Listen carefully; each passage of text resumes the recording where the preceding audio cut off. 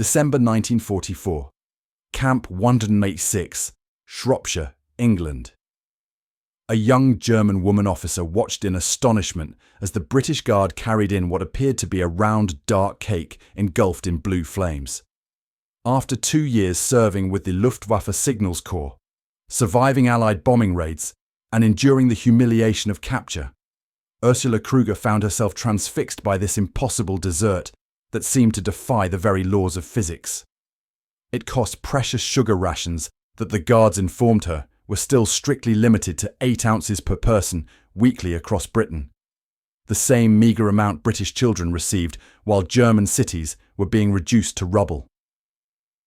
Across the wooden tables of Camp 186's mess hall that winter evening, 700 German women in British captivity would confront a reality that contradicted everything Nazi propaganda had taught them about British desperation. They discovered a nation where, despite severe rationing, Christmas traditions remained sacrosanct, where recipes dating back centuries were meticulously preserved, where puddings containing dried fruits, suet, breadcrumbs and spirits were still ceremonially prepared. These simple traditions, rituals that most German women had abandoned years earlier as impractical luxuries, would systematically demolish Nazi claims about British society more effectively than any re-education program. The mathematics of cultural resilience were being written in brandy-soaked pudding, in ceremonial flames, in communal celebration, revealing a British social cohesion that rendered German sacrifices not noble, but ultimately pointless. What began as bewilderment at British Christmas customs would evolve into complete psychological transformation. The Women's War ends. The Allied advance through France and the Low Countries during summer 1944 brought approximately 2,000 German female military auxiliaries into British captivity.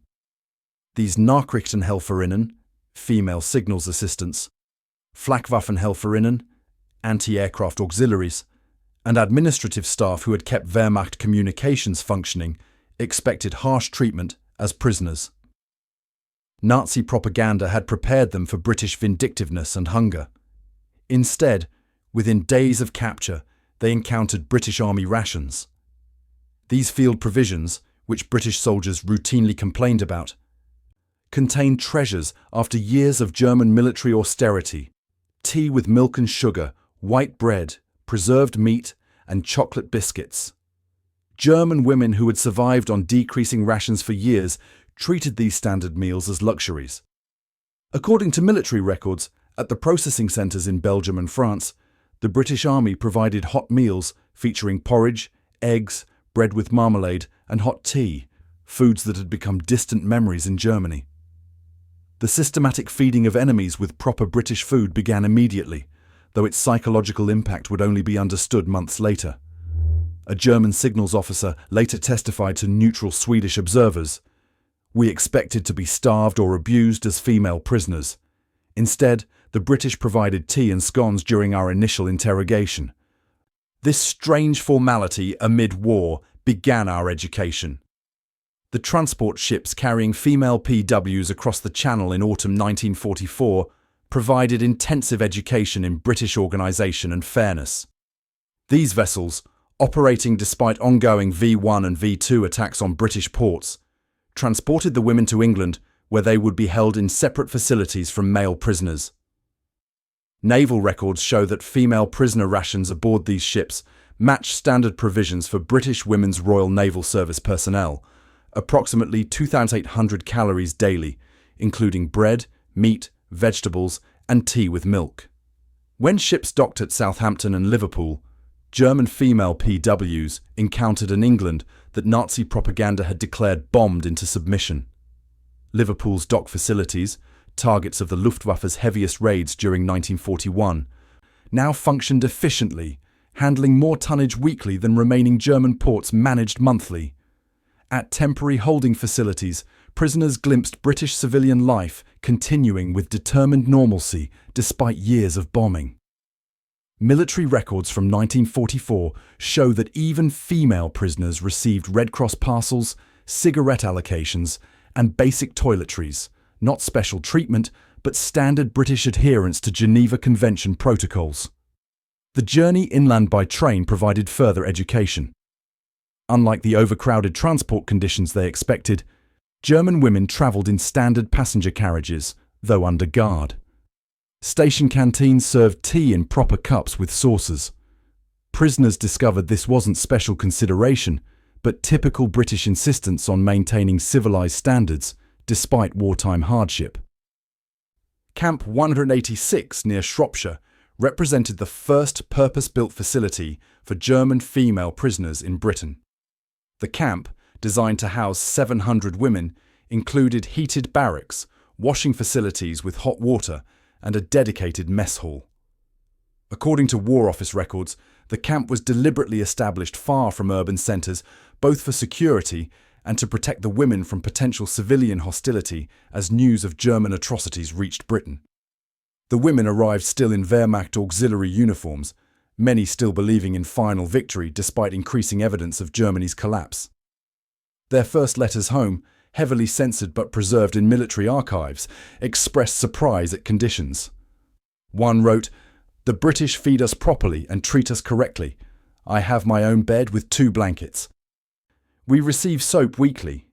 Another noted, "The guards are women, except for the officers. They speak to us formally, not as enemies." These initial impressions would deepen dramatically as December approached. When British camp administrators announced plans for Christmas observances, the women remained sceptical. 4 years of Nazi propaganda about Britain's imminent starvation made the prospect of special holiday food seem impossible. Yet as preparations began, with ingredients appearing despite rationing, the women witnessed British determination to maintain traditions even in wartime austerity. The Christmas pudding, that strange, flaming dessert, would become both physical reality and metaphorical illumination, burning away propaganda and revealing uncomfortable truths about the war they had supported and now lost. They arrived in England still wearing their military uniforms, women who had served as signals operators, anti-aircraft auxiliaries, and administrators for the German war machine. Their grey-blue Luftwaffe uniforms or brown Wehrmacht auxiliary dress marked them as something unprecedented in modern warfare, female military personnel captured as legitimate prisoners of war. The British, initially uncertain how to classify these women, ultimately recognised their military functions and processed them accordingly. War Office memoranda from August 1944 stated, "Female German personnel in uniform performing military functions shall be accorded prisoner of war status under Geneva Convention protocols." This decision would have profound consequences for how 2,371 German women experienced captivity in Britain. The Nachrichtenhelferinnen formed the largest contingent, comprising approximately 65% of female prisoners. These signals auxiliaries had managed field communications, operated encryption equipment, and maintained the vast network that coordinated German military movements. Many had served since 1941, replacing men transferred to combat duties.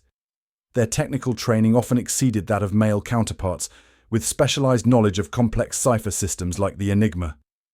British intelligence officers noted their professional competence during interrogations. One report stated, "Female signals personnel demonstrate exceptional technical knowledge and organisational discipline. Many operated in forward areas under combat conditions."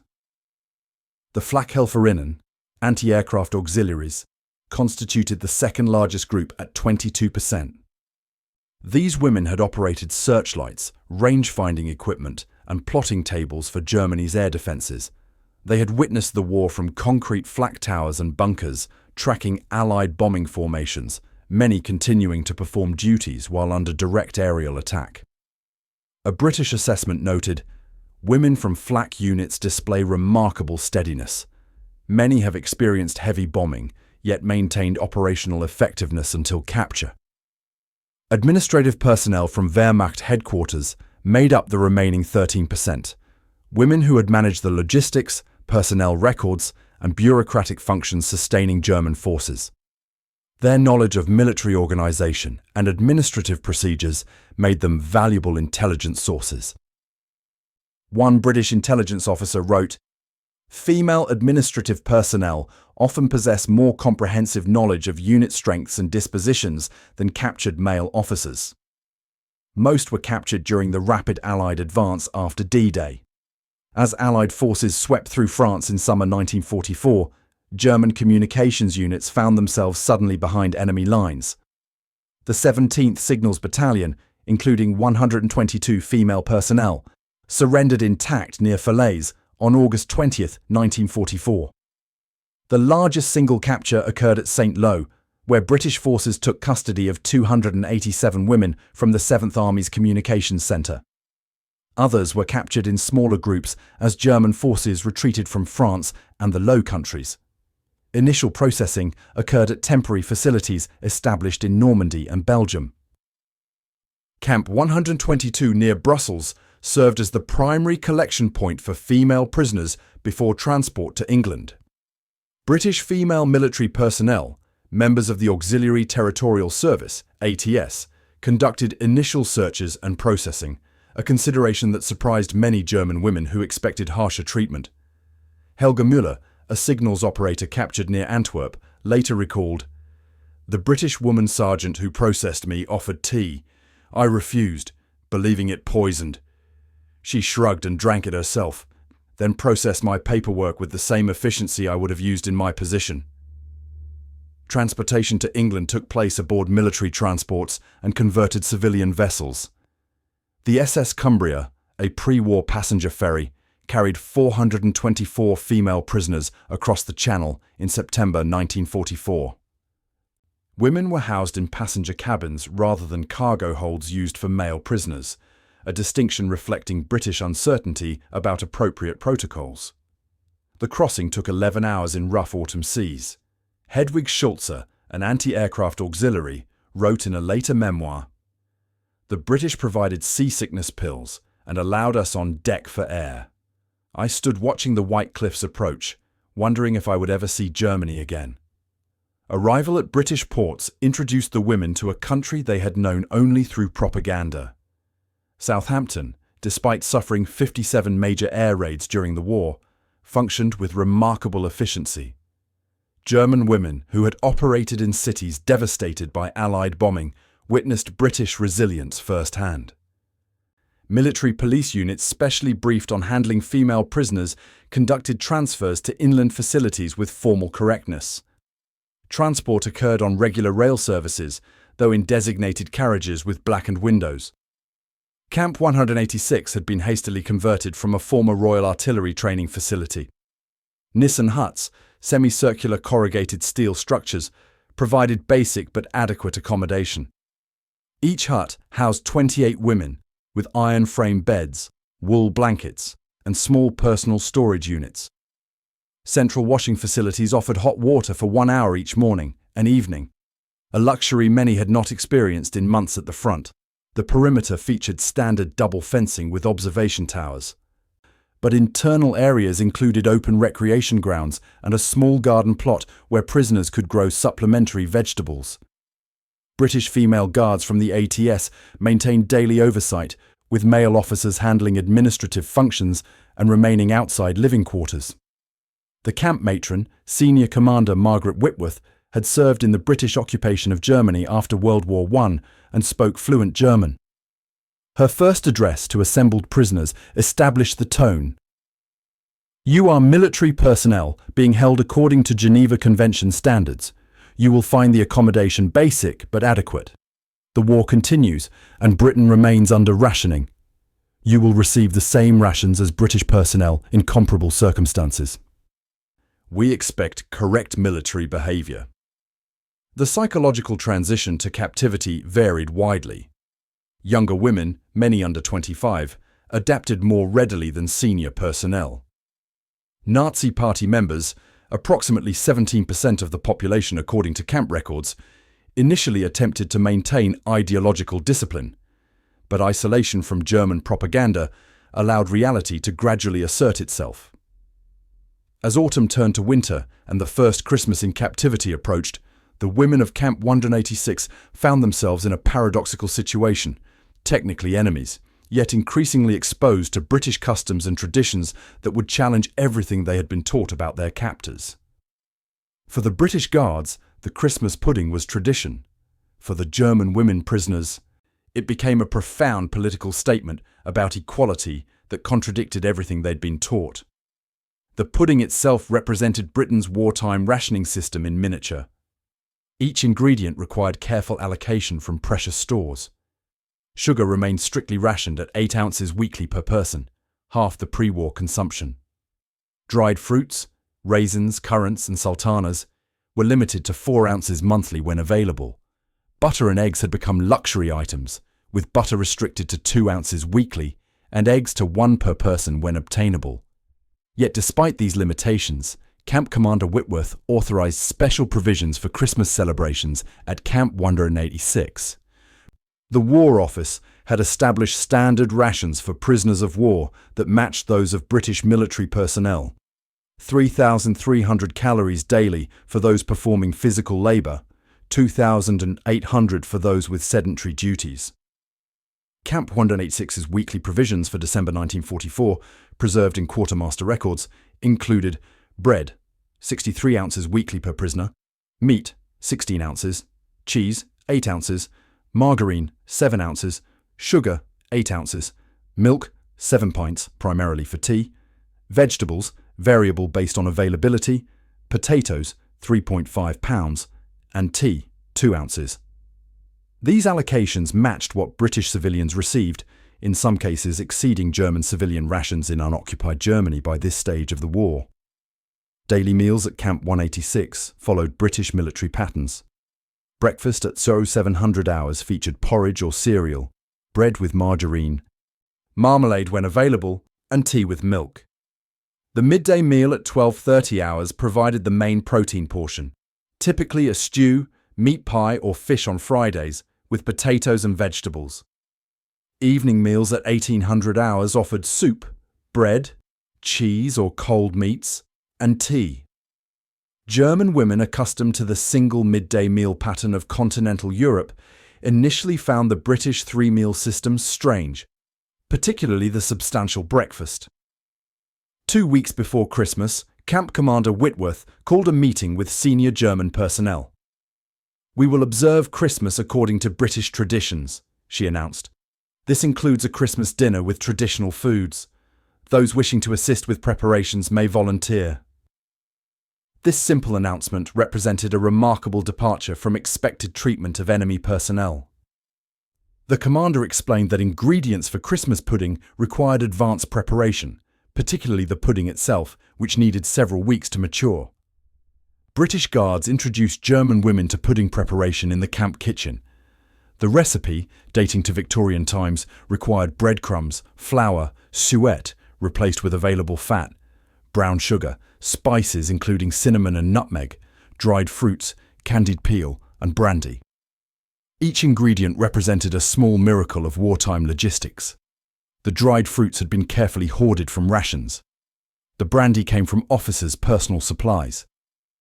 Most surprising to German observers was the communal nature of preparation. British Guards and German prisoners working side by side, each taking turns stirring the mixture while making a wish, a tradition explained as bringing good fortune. Helga Schmidt, a former signals operator from Dresden, later recalled, "When Guard Davies handed me the wooden spoon to stir, I thought it was a trick. Then she told me to make a wish. I wished to see my family again. She seemed to understand without my saying it. That moment changed how I saw these women." The puddings, once mixed, were placed in basins, covered with greaseproof paper and cloth, and steamed for 8 hours. They would then be stored until Christmas Day for final heating and ceremonial presentation. This elaborate preparation for enemy prisoners seemed incomprehensible to women who had been taught that Britain was starving under blockade. The careful measurement and allocation of scarce ingredients demonstrated planning and organization that contradicted Nazi depictions of British chaos. As Christmas approached, other preparations revealed further contradictions. Camp authorities permitted the decoration of common areas with handmade items. Paper chains crafted from salvaged materials appeared in the mess hall. A small fir tree, cut from nearby woodland, received ornaments fashioned from tin foil saved from tea packages. German women contributed traditional paper stars and straw ornaments, skills remembered from civilian Christmases before the war. The Christmas menu, approved by regional command and recorded in camp documents, included breakfast of porridge with dried fruit, bread with margarine and jam, and tea. Christmas dinner featuring roast chicken, 1 bird per 6 prisoners, supplemented with stuffing, potatoes, Brussels sprouts, carrots and gravy, followed by Christmas pudding with custard sauce. Evening meal of cheese, bread, fruit cake and tea. This menu, modest by peacetime standards, represented extraordinary allocation of resources during wartime rationing. Most revealing to German women was the matter-of-fact British attitude towards sharing these traditions. Senior ATS guard Elizabeth Wilson explained simply, "It's Christmas. One doesn't ignore Christmas, even during war." This straightforward maintenance of civilized standards despite conflict fundamentally contradicted the Nazi portrayal of British character. Christmas Eve featured another unexpected element, carol singing. British guards gathered in the central compound and began traditional carols, including Silent Night, originally Stille Nacht in German. After initial hesitation, German women joined with their version, creating an impromptu bilingual chorus. This spontaneous cultural exchange, recorded in multiple memoirs, became a pivotal moment for many prisoners. The Christmas pudding, served flaming with brandy on Christmas Day, provided the culmination of this cultural education. The ceremonial presentation, lights dimmed, puddings carried in a blaze with blue flames, transformed a simple dessert into powerful symbolism. Here was a nation maintaining traditions despite 6 years of war, sharing these customs with enemy personnel, demonstrating a confidence in cultural values that transcended immediate conflict. For German women raised under National Socialism's emphasis on racial separation and suspicion of outsiders, this matter-of-fact inclusion in British traditions contradicted fundamental ideological teachings. The Christmas celebration at Camp 186 wasn't designed as propaganda. It was simply British people maintaining their customs. Yet this authentic cultural expression proved more persuasive than any intentional re-education program. Through pudding and tradition, ideological certainties began to dissolve. By spring 1945, German women prisoners on supervised work details witnessed British civilians enduring rationing with resolve, contradicting Nazi claims of British collapse. As manpower shortages intensified across Britain, the War Office authorized limited employment of female prisoners in non-sensitive roles. Directive MWPW 44112 established guidelines. Female enemy personnel may be employed in agricultural labor, hospital auxiliary duties, and light manufacturing under appropriate security measures. Compensation at standard rates shall apply. This pragmatic policy would unexpectedly accelerate the prisoners' cultural education. The agricultural program began in March 1945, with teams of 20 women dispatched to farms within 15 miles of Camp 186. Transported by army lorries each morning and returned by evening, these details encountered rural Britain unfiltered by propaganda. Women who had operated sophisticated military communications equipment now harvested early potatoes, planted spring vegetables, and assisted with dairy operations on farms stripped of male workers by conscription. Gretel Hoffmann, formerly an encryption specialist with the 7th Army, found herself milking cows alongside the 68-year-old wife of a farmer whose 3 sons served overseas. "She showed me photographs of them in uniform," Hoffmann later wrote. "One in Burma, one in Italy, one on Atlantic convoys. Then she taught me to milk her cows with hands deformed by arthritis. When I asked why she didn't hate me, she said simply, 'You didn't start this war, dear. The old men did.'" These daily interactions revealed British society's functional resilience. Despite 375,000 civilian casualties and the destruction of over 2 million homes during the Blitz and V weapon campaigns, rural communities maintained production. Small village shops operated with limited stock. The rationing system functioned with remarkable efficiency. German women who had been told of British starvation instead witnessed equitable distribution of scarce resources, with ration books ensuring fair allocation regardless of social position. The hospital program placed prisoners with nursing experience as auxiliaries in civilian facilities. 27 women from Camp 186 worked at Shropshire Royal Infirmary and smaller regional hospitals, performing non-medical duties, changing linens, serving meals, and cleaning wards. Here they witnessed the British healthcare system functioning despite wartime pressures, treating civilian and military patients with equal attention. Most significantly, they observed German wounded receiving identical care to British casualties. Margaret Weber, who had served with a forward communications unit near Antwerp, worked in a ward containing both British and German patients. "The German men couldn't believe I was a prisoner," she recorded. "They received the same medicines, the same food, the same treatment for their wounds as the British in the next beds. One British doctor even spoke German to them. This was not what we were told to expect." The manufacturing program employed 60 women in light industries, textile work, food processing, and assembly of non-military items. At the Shrewsbury textile mill, prisoners worked alongside British women producing civilian clothing under the utility scheme, the standardized, resource-efficient designs that clothed British civilians during rationing.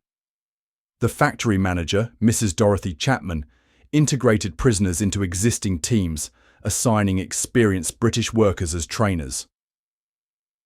Through these work programs, prisoners observed British civilians enduring privation without complaint. They witnessed the Women's Voluntary Service operating mobile canteens despite fuel shortages, providing tea to bombed-out neighbourhoods. They saw victory gardens in every available space, school grounds, railway embankments, public parks, supplementing the stretched food supply. Most importantly, they experienced the absence of animosity from people who had every reason to hate them. As Allied forces advanced into Germany, news reached the prisoners through approved channels. Camp authorities provided BBC broadcasts and permitted access to newspapers. Unlike Nazi propaganda that concealed military reversals, British sources reported events factually, including Allied setbacks. This transparency contradicted expectations, particularly as Germany's situation deteriorated. The fall of Cologne in March, Frankfurt in April, the meeting of American and Soviet forces. These events were reported without triumphalism. The liberation of concentration camps brought the most profound shock. British authorities made deliberate decisions about how to present this information to German prisoners. Rather than sensationalized accounts, they provided factual reports including official Red Cross documentation. At Camp 186, the approach was direct but not accusatory. Female education officers conducted information sessions, presenting evidence without demanding collective guilt. For many women, these revelations produced existential crises. Ursula Müller, a signals specialist who had served since 1941, wrote in her diary, "I believed I served an honourable military function. Now I learn I supported monsters. How can I reconcile this? The British guard who showed me the photographs of Belsen did not accuse me personally, which somehow made it worse. She simply asked if I had known. When I said no, she nodded as if she believed me." As Germany's collapse became inevitable, the psychological transformation among prisoners accelerated. Women who had maintained ideological discipline began questioning fundamental assumptions. The concrete evidence of British fairness, experienced daily through equal rations, correct treatment, and paid work, contradicted core Nazi claims about Allied intentions. Most significantly, the absence of retribution from people who had endured the Blitz challenged expectations of human behaviour. By May 1945, when Germany's surrender became official, the women of Camp 186 received the news with complicated emotions. Their country's defeat was now undeniable.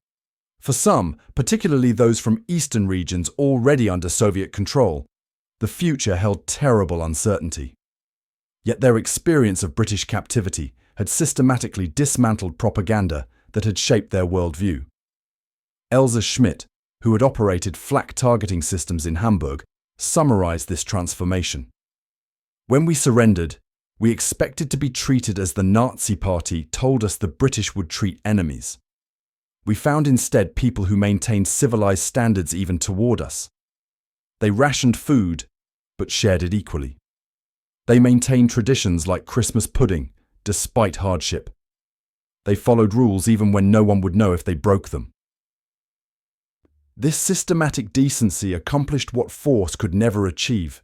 It made us question everything we had been taught. The war was over, but they remained prisoners.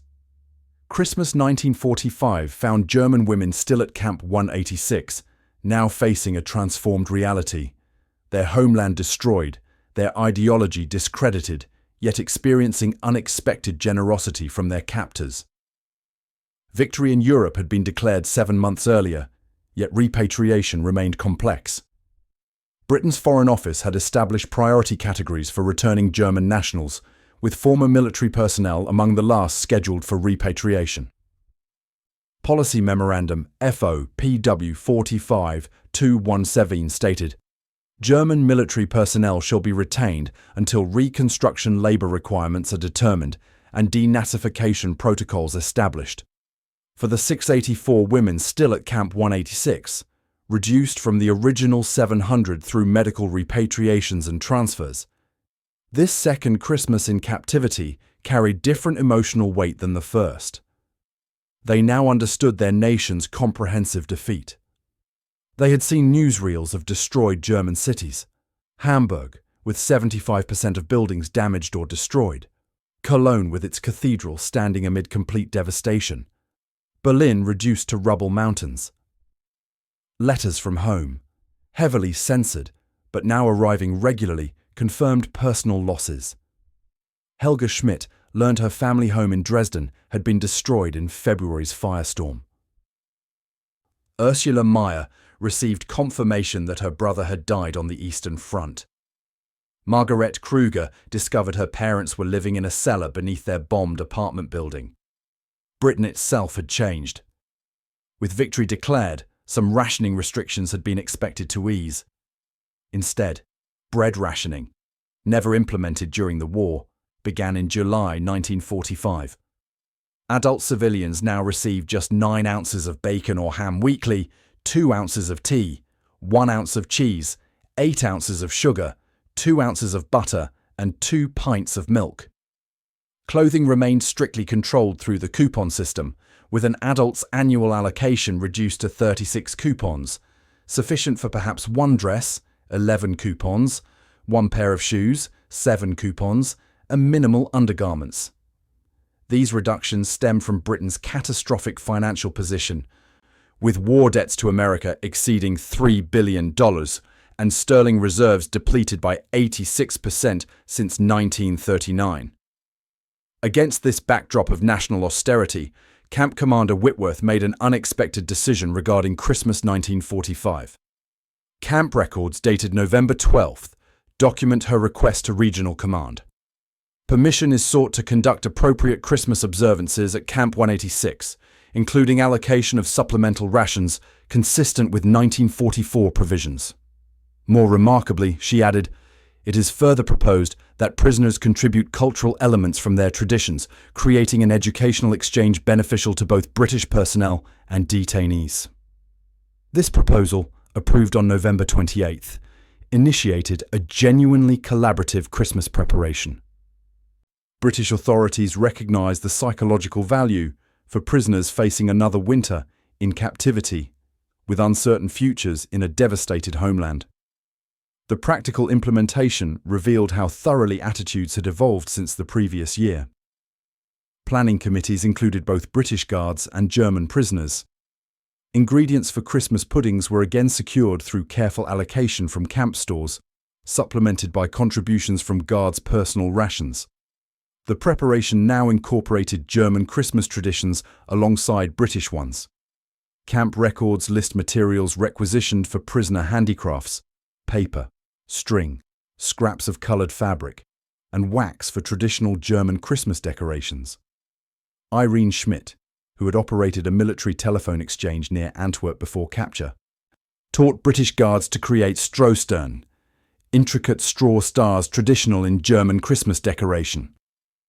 The Guards brought straw from a local farm, she later recalled. We sat together evenings learning each other's Christmas songs and making decorations. When I showed Sergeant Miller how to fold the straw precisely, she reminded me of my younger sister. The Christmas menu, documented in quartermaster records, reflected genuine rationing challenges while maintaining ceremonial importance. Breakfast, porridge with dried fruit, bread with margarine, tea. Christmas dinner, roast turkey, reduced to 1 bird per 8 prisoners, supplemented with sage stuffing, potatoes, Brussels sprouts, gravy, followed by Christmas pudding with thin custard sauce. Evening meal, cheese, bread, mince pies, 1 per person, tea. The War Office authorised a one-time supplement of 4 ounces of chocolate per prisoner, a luxury item still severely restricted in Britain. German contributions transformed the celebration. Women from Bavaria taught the camp choir traditional Alpine carols. Prisoners from Berlin introduced paper-cutting techniques, creating elaborate snowflake decorations. Those from eastern regions demonstrated wheat-weaving methods, producing ornaments from salvaged materials. The camp workshop produced wooden toys designed by prisoners with carpentry experience, simple animals and dolls to be distributed to British children in nearby communities affected by bombing. The contrast with conditions in occupied Germany became starkly apparent through letters received before Christmas. Civilian rations in the British occupation zone averaged just 1,050 calories daily per person, fewer than half those provided to prisoners at Camp 186. Berlin residents received 800 calories daily when distribution functioned properly. American occupation authorities reported that German civilians were subsisting on 64% of minimum nutritional requirements. German prisoners who complained about British food now read letters from family members describing turnip soup as their primary sustenance. A letter received by Helga Müller from her sister in Hamburg, preserved in camp records, stated, "We live in one room of our former house. The rest is too damaged for habitation. Food requires constant searching. Bread is available only every 3rd day. We have not seen meat for 6 weeks." Children receive special rations but still have swollen bellies from malnutrition. Christmas will be marked only by memories of former times. When German prisoners shared these letters, British Guards responded with humanity rather than satisfaction. Camp records document authorised care packages assembled by prisoners for families in Germany. 372 parcels containing saved portions of camp rations, primarily tea, sugar, and preserved foods. Each parcel included a handwritten Christmas card created from salvaged materials. These packages, limited to £5 each and subject to inspection, represented prisoners' recognition that they ate better in British captivity than their families did in German freedom.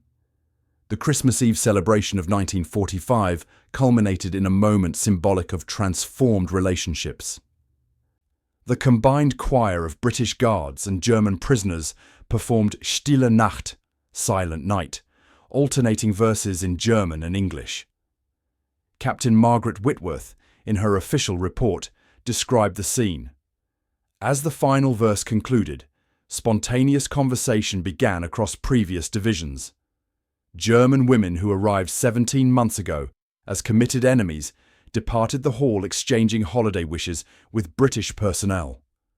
The transformation appears complete and genuine. Christmas Day brought the traditional pudding, again presented flaming with precious brandy from officers' personal supplies. For British Guards, it represented maintained tradition despite continued hardship. For German prisoners, it had evolved from bewildering foreign custom to appreciated ritual. Most significantly, they now understood the moral choice it represented, the deliberate maintenance of civilization's forms even in conflict's aftermath. When repatriation finally came in 1946-1948, the women of Camp 186 returned to a devastated Germany carrying unusual baggage, handwritten recipes for Christmas pudding, an understanding of British culture, and the seeds of Anglo-German reconciliation. The process occurred in carefully planned phases. War Office Directive MWPW 46119 established the schedule. Female prisoners from Western regions shall be processed first, followed by those from Russian-occupied territories requiring special arrangements. The first group of 112 women left Camp 186 in March 1946, bound for Hamburg in the British occupation zone. By December 1946, the camp population had decreased to 341. The final 86 prisoners, primarily those from eastern regions now under Soviet control, departed in February 1948 after complex diplomatic negotiations. Each departing prisoner received a standardized repatriation kit, one NAFI toilet pack containing soap, toothbrush, and basic cosmetics, clothing coupons exchangeable for civilian clothes, one coat, one dress, 2 sets of undergarments, a Red Cross parcel with food for the journey, medical certificates documenting treatments received, and work certificates recording employment during captivity. These official provisions, meticulously documented in quartermaster records, represented British administrative thoroughness. More significant were the unofficial items prisoners took home, tangible and intangible souvenirs of their unexpected education. Margaret Weber carefully packed the Christmas pudding recipe, written in Guard Elizabeth Wilson's neat handwriting on salvage paper. Helga Schmidt preserved pressed flowers from the camp garden between pages of her permitted Bible. Ursula Müller kept the wooden toy cat crafted by a British carpenter who had taught prisoners woodworking skills. Beyond these physical mementos, they carried transformed perspectives that would influence post-war Germany's reconstruction. Their arrival in destroyed German cities created profound cognitive dissonance. Women who had gained weight in British captivity encountered families who had lost weight in German freedom. Medical examinations conducted by British military government documented this stark contrast. Intake records from Lehrte transit camp near Hanover in June 1947 noted, female returnees from UK camps display normal nutrition levels, average weight 58.7 kilos, while resident civilians exhibit significant malnutrition markers, average weight 49.3 kg. Returning prisoners frequently surrender rations to family members. The physical devastation exceeded even prepared expectations. Hamburg, where 72 women from Camp 186 were repatriated, had lost 50% of all housing. Cologne, receiving 38 returnees, had 90% of buildings damaged or destroyed. Berlin, final destination for 143 women, functioned amid 75 million cubic meters of rubble. Against this physical destruction, returning prisoners encountered psychological devastation, a population processing comprehensive defeat, emerging Holocaust revelations, and the partition of their country into occupation zones. The former Camp 186 prisoners found themselves unexpectedly equipped for reconstruction. Their experience with British administrative systems provided practical models for rebuilding civil society. Women who had worked in British hospitals applied these standards when rejoining German medical services. Those who had participated in agricultural programs understood efficient food production methods vital during severe shortages. Most importantly, they had witnessed functional democracy maintaining civilized standards even toward enemies, a powerful counterexample to the failed Nazi state. Elfriede Schmidt, who had operated encryption equipment before capture, secured a position with Hamburg's reconstituted postal service in August 1946. Her Camp 186 work certificate documenting telephone exchange experience proved crucial in a city desperately rebuilding communications infrastructure. The British postal workers who trained us as prisoners showed how systems should function properly, she wrote to former camp commander Whitworth in 1947. I now supervise 27 women reconstructing Hamburg's telephone network using organizational principles I learned from you. Unexpected connections persisted through correspondence. British regulations permitted former guards to exchange letters with repatriated prisoners after security screening. camp records document 237 ongoing correspondences established between 1946 and 1950. These exchanges created personal bridges transcending former enemy status. Guard Captain Mary Wilson maintained contact with 8 former prisoners, sending care packages containing tea and chocolate during the Berlin blockade of 1948-1949. In return, she received handcrafted items representing German cultural traditions: wooden nutcrackers, hand-embroidered napkins, Christmas ornaments crafted from minimal materials. The Christmas pudding acquired almost mythological significance. In resource-starved post-war Germany, the rich dessert remained impossible to recreate fully. Yet former prisoners attempted approximations using available ingredients. Dried fruit remained unavailable until currency reform in 1948 normalized imports. Suet could not be obtained when meat of any kind remained strictly rationed. Nevertheless, the pudding recipe circulated among former prisoners' families as tangible evidence of British traditions they had encountered. As West Germany began economic recovery after the 1948 currency reform, former Camp 186 prisoners entered influential positions disproportionate to their numbers. Their unique experience, military service followed by extended immersion in British culture, provided valuable perspective during Reconstruction. Archival research identifies 37 former prisoners who joined the West German civil service, 14 who worked with occupation authorities, 23 who entered education fields, and 8 who participated in early European cooperative initiatives. Their impact extended beyond professional contributions to fundamental cultural attitudes toward former enemies. When formal Anglo-German reconciliation initiatives began in the 1950s, former prisoners from women's camps participated at rates significantly higher than the general population. Records from the Cologne-London town twinning, established in 1953, include 6 former Camp 186 detainees among the initial German delegation. The Hamburg-Edinburgh Association counted former signals specialist Gerda Hoffmann among its founding members in 1957. When Queen Elizabeth II made her first state visit to West Germany in 1965, the official reception committee included Margot Weber, who had spent 17 months at Camp 186. Perhaps most remarkably, when Christmas pudding finally appeared in upscale West German department stores during the economic miracle of the late 1950s, former prisoners recognized it immediately. The imported British treat, marketed as exotic foreign cuisine to prosperous Germans, represented for these women not novelty, but memory, the strange flaming dessert that had initiated their cultural education. Ursula Krüger, attending a diplomatic reception in Bonn in 1962, where Christmas pudding was served, reportedly commented to a British embassy official, "I first saw this in prisoner camp. We couldn't believe it then. Now I serve it to my grandchildren every Christmas to remind them that enemies can become friends." The transformation that began with astonishment at British Christmas traditions culminated in lasting Anglo-German reconciliation. The women who had once operated Nazi Germany's military communications returned to build a democratic society aligned with Western values. The Christmas pudding, that strange dessert first encountered in captivity, became for many families an annual tradition, symbolizing international understanding.